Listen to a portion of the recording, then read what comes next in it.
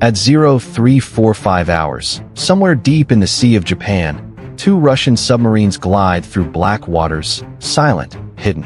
Only the faintest electric hum betrays their presence. Inside, the crew of the Oscar-II class submarine is locked in tense focus. On their screens, an American naval formation. Silhouettes of destroyers, cruisers, and they thank an aircraft carrier. Target markers blink. Orders come down. Prepare torpedo tubes. The captain narrows his eyes. He knows this is a big moment. Maybe too big, but once you're here, there's no turning back.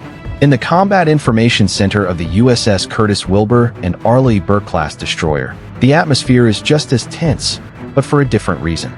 They're running standard patrol. Sonar attacks listen to the sea, but the ocean's been quiet. Too quiet. Picking up faint contacts, a voice crackles. At 0349, the Russian captain gives the order. Two 650mm Type 65 torpedoes, the giants of the Russian fleet, slip into the water. These monsters aren't regular fish. They're designed to take out carriers with a warhead strong enough to break a ship in half. On the American side, alarms light up.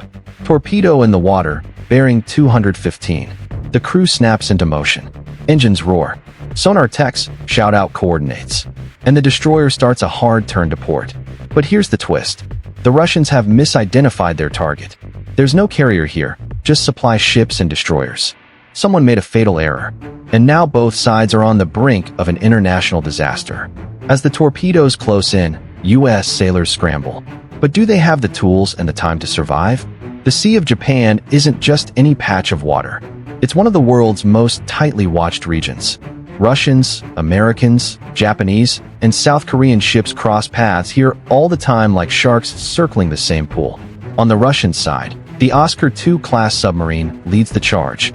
It's a beast, 154 m long, packed with 24 P-700 Granit missiles and torpedo tubes capable of firing massive Type 65 torpedoes. Designed during the Cold War, it was built to take down U.S. carrier groups in one blow. Nearby, a Yasen submarine, Russia's newer pride, lurks as backup.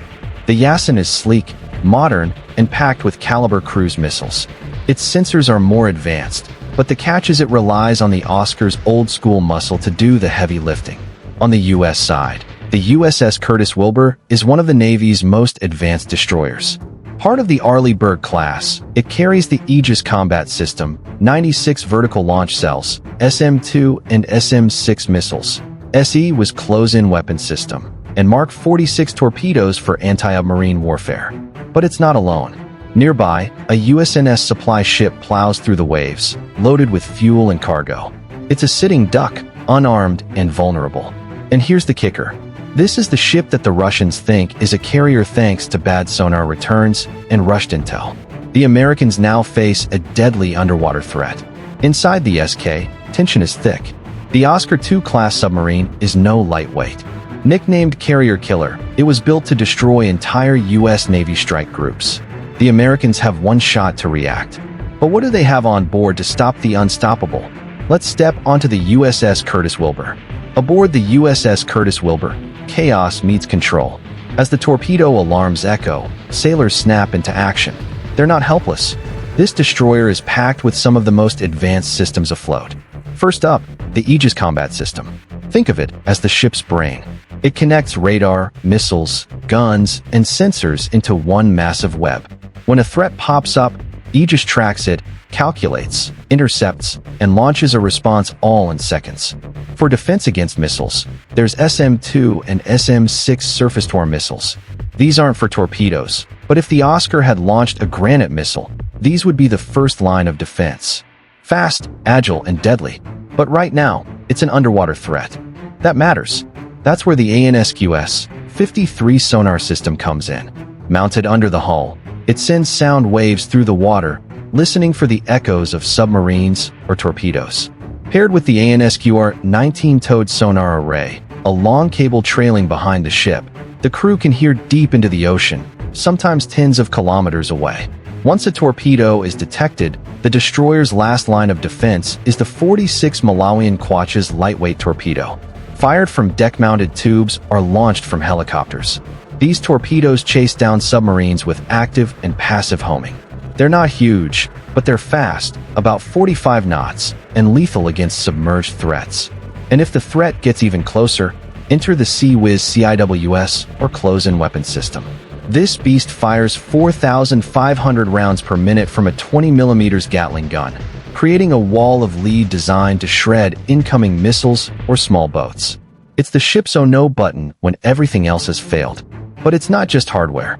The USS Curtis Wilbur also has MH-60R Seahawk helicopters loaded with dipping sonar and more torpedoes. These choppers extend the ship's reach, hunting submarines far beyond the horizon. The U.S. crew is trained, drilled, and ready. But here's the problem. They weren't expecting this. And reacting to an unexpected underwater attack takes more than technology. It takes split-second decisions. As the torpedoes close in, a deadly realization hits the Russian side. They're targeting the wrong ships. Can they stop the attack in time? Or will the Americans have to strike back? Inside the MS Command Center, red lights glow. The torpedoes are in the water. Countdown's running, but something's off. A junior sonar officer notices strange echoes. The ship they targeted, it's smaller than expected. Where are the jet turbines? Where's the aircraft deck? A sinking feeling spreads through the Russian crew. On the Yasen-class sub, a second confirmation hits. The radar cross-section doesn't match a carrier. It's a supply ship, not worth a $900,000 torpedo, let alone starting a war. Inside the Russian command chain, chaos erupts. The captain barks for immediate contact with them. Radio signals scramble through the depths. Torpedoes in the water can sometimes be disabled via acoustic command if you're fast, but seconds matter. Aboard themselves shouts, "We have miss." The captain's face drains of color. Aboard command now. At the same moment, aboard the Curtis Wilbur. Sailors brace. The sonar officer's voice is sharp. Too fast contacts 1,000 yards in closing. The commander grits his teeth. Race for impact. Back on the Russian side, the aboard command races through the water in a series of coded pings. The torpedoes' onboard processors listen, verify, and miraculously respond. The propulsion system shuts down. The torpedoes slow, drift, and sink harmlessly to the bottom. The Americans, unaware of the sudden shutdown, are seconds from deploying countermeasures. Then silence. No impact, no explosion, just a confused crew staring at sonar screens that suddenly go blank. The Americans are left wondering, was this an accident or start of something bigger? And now it's their move. On the USS Curtis Wilbur, the air is thick with adrenaline. Sailors grip consoles, officers shout coordinates, and damage control teams stand ready. Even though the torpedoes never hit, the crew doesn't know why. To them, it's still an active attack. Deploy countermeasures, the commander orders. Almost instantly, the ship launches Nixie-towed decoys, long cables trailing behind that emit false acoustic signals meant to lure the torpedoes away. The ship also prepares anti-submarine rockets, or Oshrock, ready to drop lightweight torpedoes into the waters at high speed. Above, an MH-60R Seahawk helicopter spins up.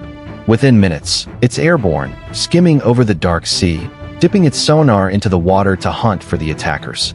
The helicopter crew listens closely, searching for the telltale noises of propellers or hull vibrations. The USS Curtis Wilbur's Aegis system processes all the data at once. Sonar readings, radar sweeps, helicopter feeds. It tries to form a picture of what just happened. One thing is clear, there were submarines out there somewhere, multiple, and they got close. Meanwhile, the American command centers on land are alerted. Satellites shift, long-range patrol planes take off, and destroyers in nearby waters are warned. A small attack on a supply ship or destroyer could ignite a global crisis, and nobody's taking chances. Back underwater, the Russian submarines go silent. No engine noise, no periscope raises, no radio pings.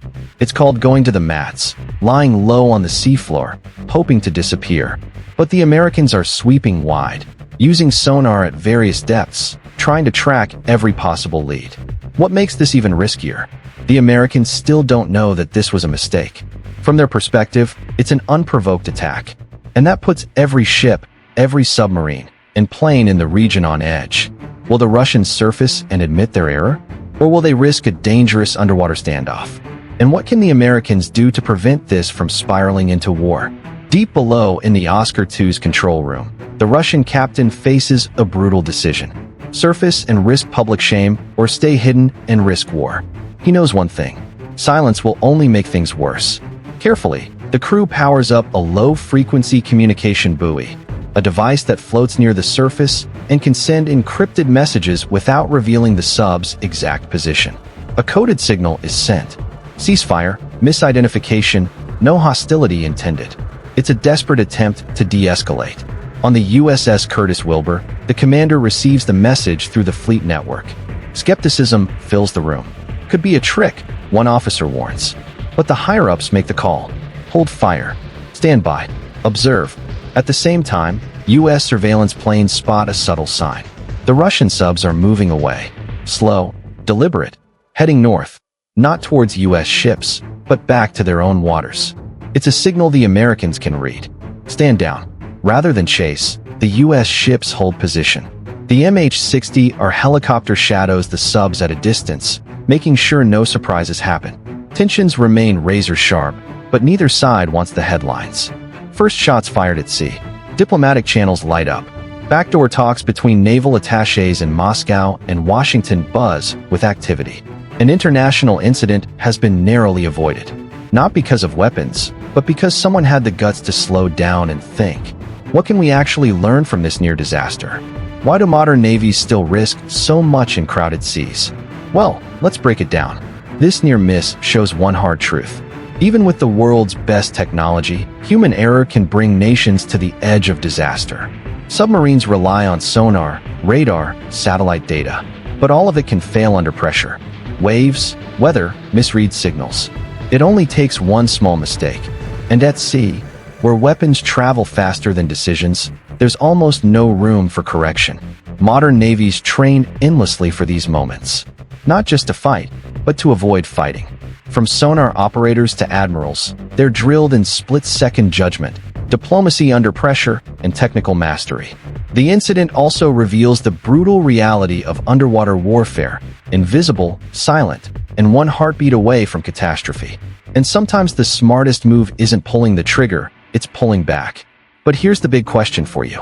If you were in command that night, would you have risked surfacing or stayed hidden? So, if you were the Russian captain, would you have surfaced and risked exposure or stayed deep hoping nobody found you? And on the US side, would you have held fire or would you have struck back just to be sure? Tell us in the comments below. I'm curious what you guys think. And hey, if you want to go a step further and support our channel directly, join the fleet. You get loyalty badges, priority responses, and help us bring more true maritime stories to the surface. Click join on our channel page and get on board. Thanks for watching. We really appreciate you sticking around to the end. If you enjoyed this breakdown, hit like, smash that subscribe button, and ring the bell so you don't miss our next deep dive. Stay sharp out there. The oceans are watching, and so are we. See you next time.